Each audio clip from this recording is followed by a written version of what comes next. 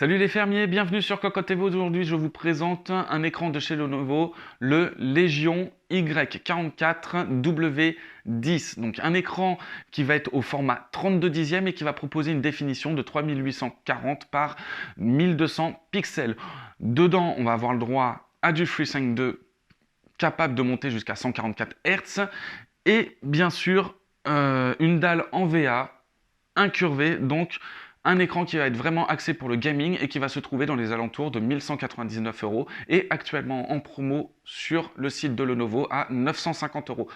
On va se rapprocher tout de suite. J'oublie petit détail très important au niveau de la colonne. Ici, vous voyez du RGB et en fait, c'est une enceinte Harman Kardon qui envoie quand même pas mal de sons. Donc, on va se rapprocher de tout ça. Je vais vous le présenter et on va voir comment il s'en sort en jeu. À tout de suite.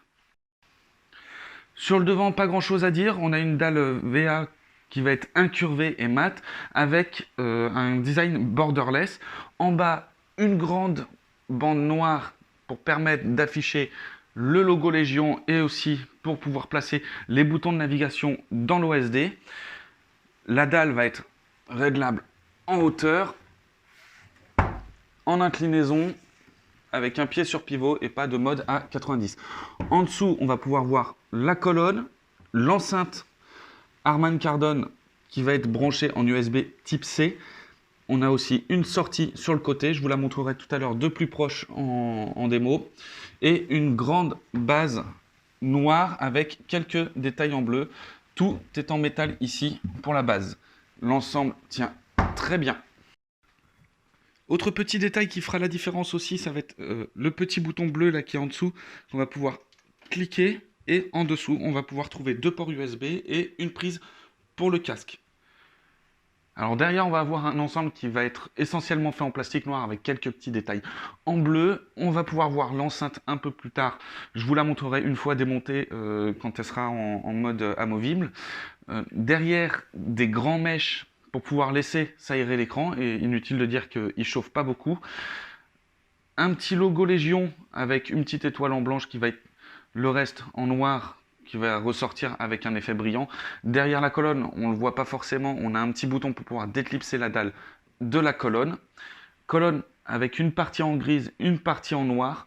L'ensemble est vraiment bien fini. Comme on voit, rien ne bouge. Les connectiques en dessous, ça va être un DisplayPort, deux HDMI, deux USB type C et deux ports USB en type A. Alors voici l'ensemble du pied. Donc la base va être en métal avec des petits détails bleus. Elle va être fixée à l'aide juste d'une petite vis à main pour la colonne. Là cette fois-ci j'ai enlevé l'enceinte pour pouvoir vous montrer aussi le pied sans l'enceinte. Donc il reste quand même propre et bien fini. L'enceinte est bien intégrée. On va pouvoir la glisser avant le montage. Et je vous montre tout de suite l'enceinte.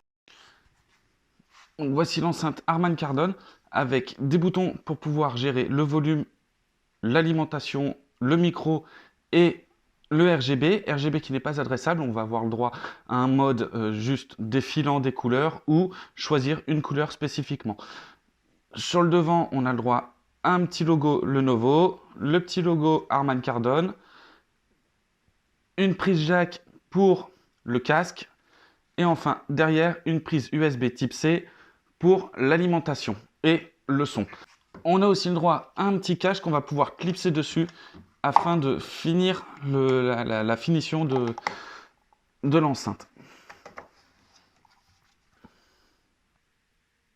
Alors un petit tour aussi dans le panneau de configuration de Nvidia, car qui dit FreeSync 2 dit aussi peut-être G-Sync compatible.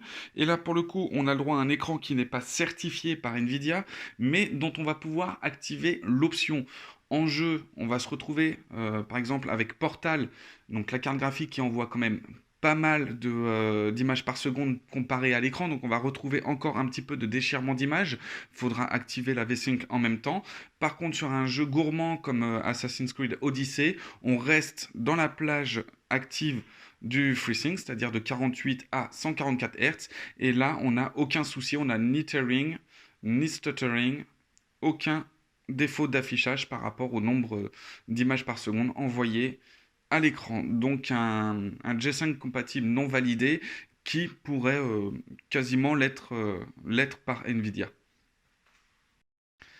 Alors au niveau du menu, on va être plutôt sur un look qui va être old school avec quelques boutons pour pouvoir rentrer dans l'OSD. Alors chaque bouton est un raccourci vers une propriété de l'OSD et le dernier sera pour rentrer dans l'OSD avec le bouton power juste à côté.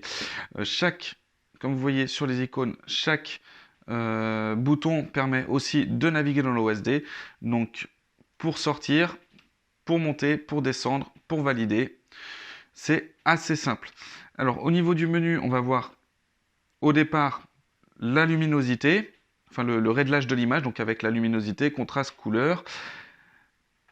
On va avoir le réglage du jeu en général, donc commutateur, équilibre lumineux, vitesse multipliée, HDR, taux de rafraîchissement. On va voir aussi beaucoup de réglages avancés, c'est-à-dire au réglage au niveau des USB, choisir le type de DisplayPort, le type d'USB aussi.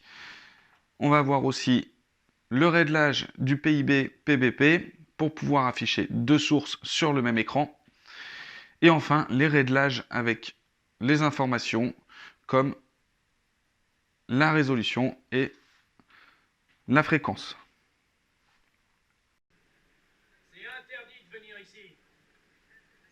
Et voilà en ce qui concerne la présentation de ce Lenovo Legion Y44 W10, donc écran qui va s'en sortir relativement bien en jeu, donc grâce à son G-Sync compatible, à son FreeSync 2, enfin G-Sync compatible non validé par Nvidia, mais qui s'en sort relativement bien, sans aucun artefact. On a le droit à un écran qui va être extrêmement fluide. Les 4 millisecondes affichent que très peu d'artefacts en jeu. Au niveau du calibrage d'usine, par contre, on va être en retrait. Il ne va pas être taillé pour les professionnels. On va voir quand même pas mal de défauts au niveau du calibrage d'usine. Et on a aussi le droit à une enceinte Harman Kardon qui va rajouter un plus à cet écran, donc qui va pouvoir éviter d'investir dans un son en 2.0. On va juste regretter le manque de basse sur ce type d'enceinte.